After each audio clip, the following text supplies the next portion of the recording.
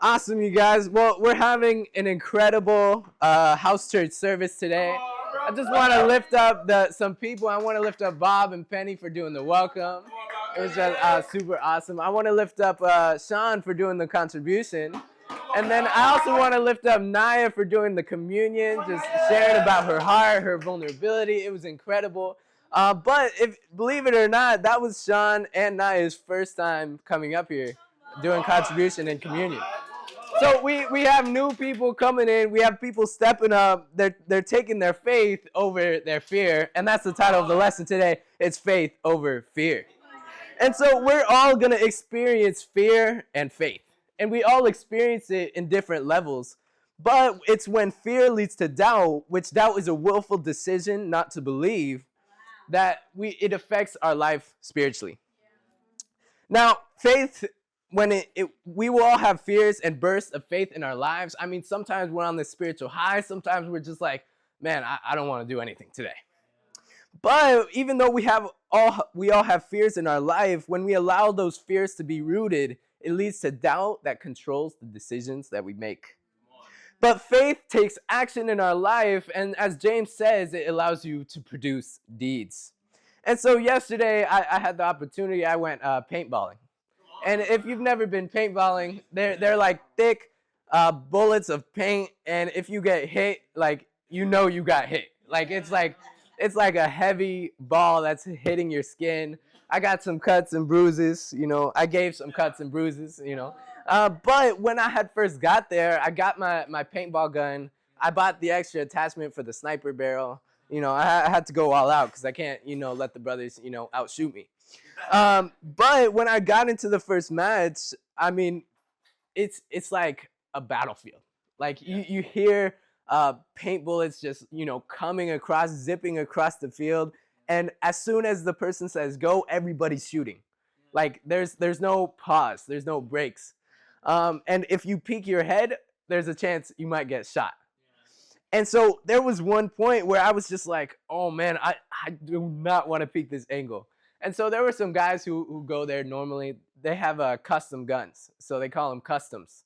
And so they split up the customs on each team. Now, if you peek a custom, all you hear is brr, brr, brr. Meanwhile, we're shooting like poof, poof, poof. Like it's not the same.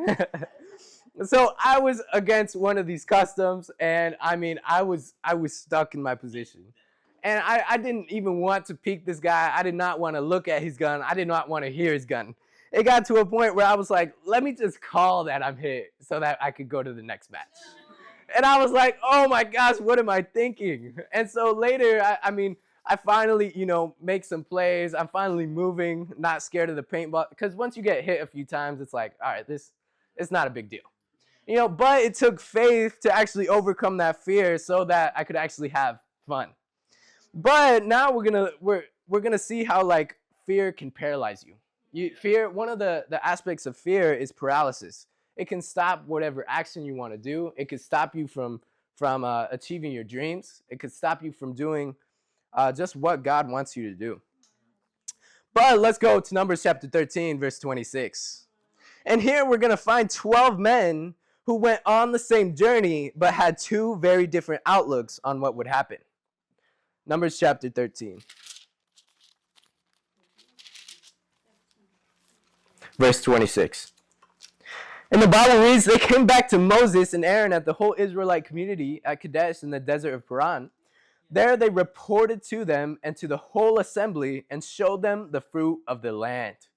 They gave Moses this account. We went into the land to which you sent us, and it does flow with milk and honey. Here is its fruit. But the people who live there are powerful, and the cities are fortified and very large. We even saw the descendants of Anak there. The Amalekites live in the Negev. The Hittites, Jebusites, and Amorites live in the hill country, and the Canaanites live near the sea and along the Jordan. Then Caleb silenced the people before Moses and said, we should go up and take possession of the land, for we can certainly do it. And that's the title of my first point, is we can certainly do it. These 10 spies, they returned bringing back this faithless, fearful report to the Israelites. They're focused on what they couldn't do. Hey, there's these giants living in that land. There's at least 5 armies we have to conquer. We just can't do it. We just can't do it. But Caleb, he was the one voice of conviction and faith that silenced the nation. He said, we can certainly do it. Now, Caleb and Joshua, they just had the faith that they could do what God told them they could do. It wasn't this original creative idea they had like, oh my gosh, these guys are so spiritual. No, they're just listening to what God said. I mean, not even too long ago, they had just seen God, spread the Red Sea, destroy all of Pharaoh's chariots and armies. And now they don't believe he can take over these, armies in this new land. But we also can certainly do it here in Orlando. So we have the awesome privilege of being the East House Church. That means we're going to be able to reach a lot of people that other people can't reach. And Orlando is a city with so much diversity, so many people that need God. Let's keep going. Numbers 13, verse 31. But the men who had gone up with him said, we can't attack those people. They're stronger than we are. And they spread among the Israelites a bad report about the land they had explored. They said, the land we explored devours those living in it. All the people we saw there are of great size. We saw the Nephilim there. The descendants of Anak come from the Nephilim. We seemed like grasshoppers in our own eyes, and we looked the same to them. So now the Israelites are like, oh my gosh, I've been reduced to a mere grasshopper. But even sometimes today, we can become spiritual grasshoppers. We slowly just start hopping away from God's plan for our life. Hopping away. But let's keep reading. In chapter 14, the Bible reads, that night all the people of the community raised their voices and wept aloud. All the Israelites grumbled against Moses and Aaron, and the whole assembly said to them, if only we had died in Egypt or in this desert. Why is the Lord bringing us to this land only to let us fall by the sword? Our wives and children will be taken as plunder. Wouldn't it be better for us to go back to Egypt? And they said to each other, we should choose a new leader and go back to Egypt. So, the Israelites, they finally had enough. They've come to their final solution. We need a new leader. They're like, Moses, I know you're favored by God, the most humble man on the planet. But we need a new leader. We need to go back to slavery. That's how much fear had gripped their lives. So much doubt had creeped into their mind that they could no longer make rational decisions. And it's not the same. It's not different from than it is back then. Even today, people are going to hear what they want to hear. Even in Paul's time, people were going to hear what they want to hear. And so these people, they heard what they want to hear. We want to go back to Egypt. We want to find a new leader. But that's not the same faith that God wants us to have. Because where there's faith, there can't be fear. Where there's faith, it drives out all of your fear. Let's go see in Hebrews chapter 11, verse 1 and 2.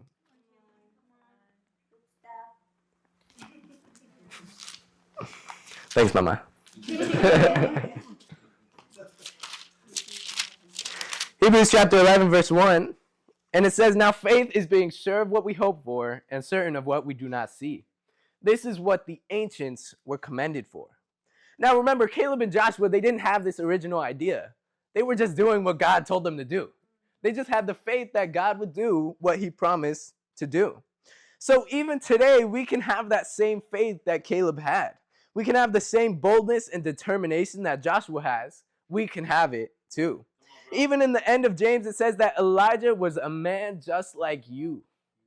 It says this is what the ancients were commended for. They were commended for their faith. Elijah, he called down fire from heaven to destroy the false prophets of Baal, and it was due to his faith that God could do the impossible. When Elijah ran away from Jezebel in the next chapter, it was fear. When Abraham packed up everything to move to Canaan according to God's will, it was faith. But when he got so scared, when he had that fear creep into his heart, he even gave up his own wife so that they wouldn't be killed. That was fear. It was doubt. Let's go to Hebrews chapter 12, verse 1. And it says, therefore, so because we have all these ancients who are commended for their faith, it says, therefore, since we are surrounded by such a great cloud of witnesses, Let us throw off everything that hinders and the sin that so easily entangles. And let us run with perseverance the race marked out for us. Let us fix our eyes on Jesus, the author and perfecter of our faith, who for the joy set before him endured the cross, scorning its shame, and sat down at the right hand of the throne of God. Consider him who endured such opposition from sinful men, so that you will not grow weary and lose heart. In your struggle against sin, you have not yet resisted to the point of shedding your blood. I mean, we're surrounded by this great cloud of witnesses, and it says, well, hey, you got to throw off the sin that so easily entangles. Well, what is that? It's doubt. It's doubt. It's that willful denial of believing in God's plan for your life. Because every moment of greatness in your life is going to be when you fix your focus back on God. When you fix your eyes on Jesus, you're freed, believe it or not, from all your problems. All your problems go away. No, that's not true. All your problems don't go away, but you're freed because you are stronger and you know and trust that God is going to provide for you. God is sovereign. He allows life to have its ups and downs, and life has its flow. You know, life has its ups and its downs, but regardless of whether we're up or we're down, we got to have our eyes focused on Jesus. But sometimes some people are so volatile. I mean, you can tell when they're in their ups. Like, they're very loud about their ups, but when their downs come, they're like, oh man, you don't know what happened to them. But we have to have faith that God is going to provide whether we're in our up or our down. And it says, the word author here in Greek, it means beginner. So to author something means to begin it. And if you're not a baptized disciple, you haven't fixed your eyes on Jesus. You haven't begun this journey to walk with God in your life. And even when you make the decision to be a disciple, you fix your eyes on Jesus. You author your faith. You're finding the author for your faith. You're beginning on this journey.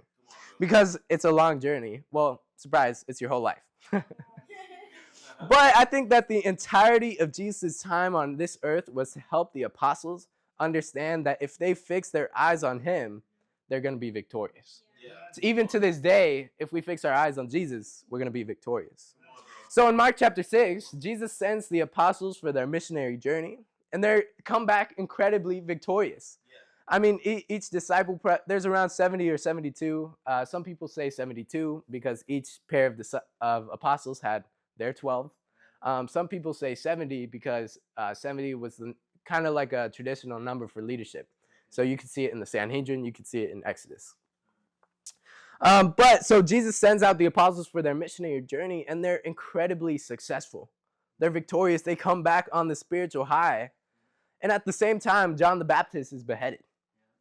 And so John the Baptist is beheaded. Jesus' close friend, family, is beheaded, and the apostles are coming back on this spiritual high.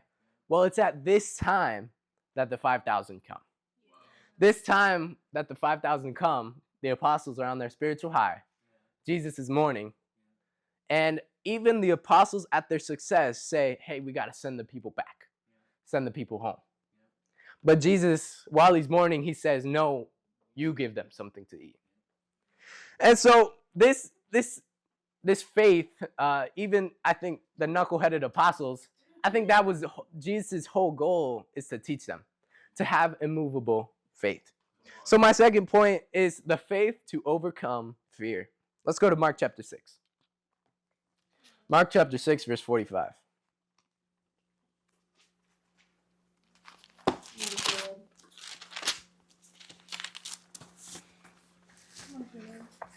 Mark chapter 6, verse 45. It says, immediately Jesus made his disciples get into the boat and go on ahead of them to Bethsaida while he dismissed the crowd.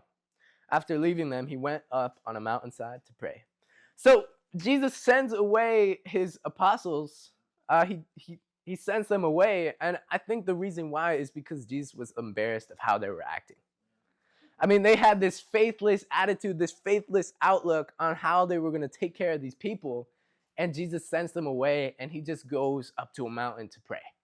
He's like, man, I got to reconnect with God because these apostles are driving me crazy. Now, Jesus sent away the disciples, and let's keep going. Let's keep reading. He comes down from the mountainside to pray in verse 47.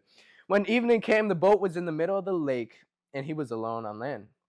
He saw the disciples straining at the oars because the wind was against them. About the fourth watch of the night, he went out to them, walking on the lake. He was about to pass by them. But when they saw him walking on the lake, they thought he was a ghost. So even fear here can make you irrational. Fear can make you irrational. It can make you doubt even who Jesus is. But it can make you, even in today's world, we have so many worries about life. I mean, there's rent. There's food, there's water, there's clothes, there's, whatever it might be that you're worrying about, whether it's your career, whether it's your job, whether it's your lifestyle, whether you're getting married in 2 months. There's so many different things. But Jesus comes, he gets into the boat, he calms the storm, and he says, "You of little faith, why did you doubt?" You think that God won't take care of you? God, who sacrificed his only son, is not going to take care of you? I mean, it's so irrational to think about, but it's so easy to get to that point. But though there will be ups and downs in time, I believe that Jesus absolutely believed they would figure it out. Jesus, through his interactions, I think his whole goal was to teach them, hey, this is how you have immovable faith. He showed them how to live a Christian life. And towards the end of his ministry, Jesus has a nice dinner with his friends. Judas, he gets a weird attitude and walks out. He kills the vibe. And Jesus goes out to pray with his guys, and while he's praying, he comes back sweating blood.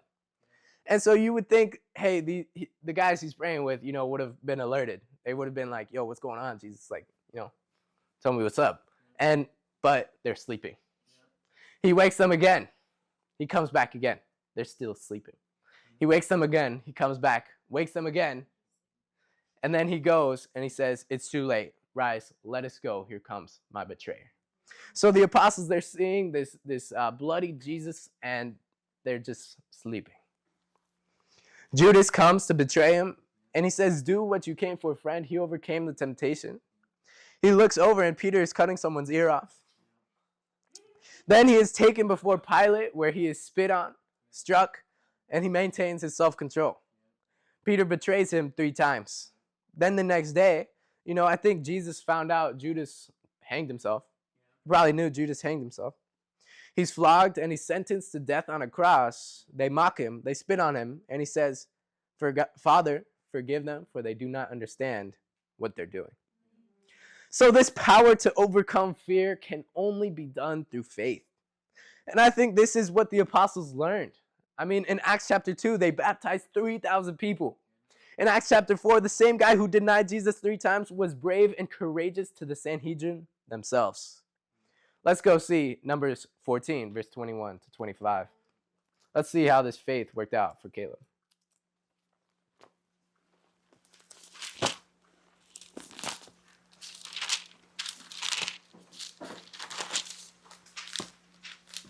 Numbers chapter 14, verse 21.